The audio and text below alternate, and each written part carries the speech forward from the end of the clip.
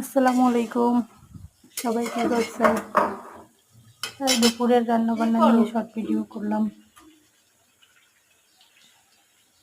সবাই কি করতেছেন কমেন্ট করে জানান। আজকে প্রচণ্ড গরম পড়তেছে, এতই না গরম রান্নাঘরে আসলে বোঝা যায়। বৃষ্টি হচ্ছে কালকে, এখনো মেঘ করে রোদ্র ওঠে, এতই না গরম কি বলবো।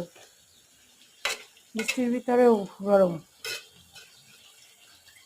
কালকের বৃষ্টি হচ্ছে, রাতেও বৃষ্টি হচ্ছে, কিন্তু এখন প্রচণ্ড গরম লাগতেছে। তাই দুপুরে কে কী করছেন কমেন্ট করে জানান। আমি শর্ট করে রান্না করে নিচ্ছি কারণ অনেক গরম।